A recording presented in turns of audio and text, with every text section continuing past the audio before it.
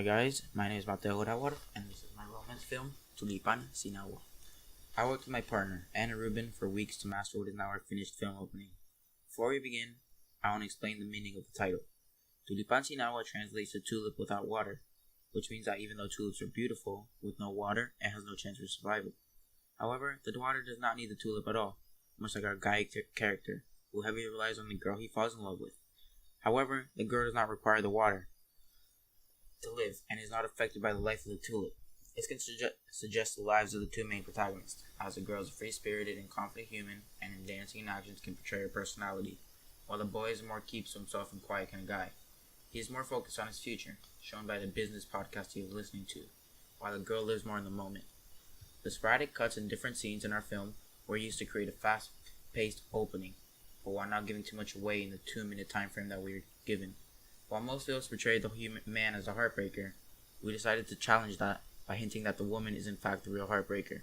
However, apart from that, we wanted to remain in the general conventions of a rom-com film, so that the audience can feel a little more comfortable with our film, while knowing the general outcome due to the conventions, but we kept some hidden twists and turns throughout our film. This results in Anna and I making the film a little bit more ours and personal, as breaking the general rom-com conventions allows us to have a little bit more slack and room to be creative in what we wanted in our film. We also decided to use a somewhat pink shadowing when editing to give the film opening more of an aesthetic feel as well as an artistic feel. We used a public transportation system in Miami to indicate the social groups being presented in our film, the middle class. The boy is shown going to work, which can be interpreted from his business casual look and the podcast he is listening to, Entrepreneur 101, a podcast that I designed on the idea that our boy is a potential future businessman, as his hopes desire. The girl is seen dancing for money, but don't worry, that is not her real job. And I discussed during our brainstorming process that the female actress enjoyed dancing for fun, as her free spirit indicates, which counters the organized life of the boy. This shows that the opposite personalities could be the reason that they break up, as the girl does not want to think about the future, while the boy is thinking about opening a business. He is more structured in his plans, and her indecisiveness with the future could be what leads to the heartbreak. We also want to portray how breakup is an ordinary aspect of many lives, and we hope to lighten the effects of breakups by showing how normal breakups can be, and how our audience members might have also experienced breakups in their lives. Anna and I decided that our film would be best distributed by a real media tech company such as A24, a distribution company behind hit films such as Lady Bird, Moonlight, and The Witch. However, our form is more similar to films such as Call Me By Your Name or Blue Is the Warmest Color. Also, our target audience is young adults, anywhere from 16 to around 25. This means that our most effective form of promoting would be through the use of social media applications such as Instagram, Twitter, and Facebook. Having a distribution company that is large can allow us to gain some audience, which is why I believe that joining a distribution company would help in promoting our film opening. My production techniques have drastically improved since we started recording a film opening. First of all, I learned to place shots and angles into place. For example, we recorded the girl acting from below, which indicates power, and as I said before, she is a free spirit and is someone who lives in the moment of time. We use a lot of close shots of the faces and actions of our characters, which allows the audience to form a connection with the actors by allowing them to see their actions and emotions. We also implemented a lot of two-shot, which shows the relationship and the emotional connection between our actors as lovers in the film. We also used an establishing shot of the city to exemplify the location of the opening, which is in Miami. We recorded using a lot of backup footage, as Miami is a far drive from where we currently live, and returning might have not been an option.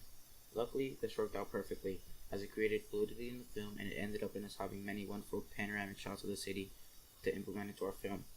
This meant that we had finished the filming ahead of time, and that gave us time to master the editing and to master our final post, the CCR.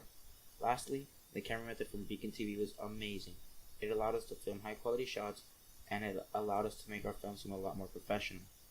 We had to learn a lot of aspects, such as the sensitivity of the microphone, how to correctly set up the tripod, or how to fluidly zoom in and out. Lastly, through the use of hardware, my group and I integrated technology into our film.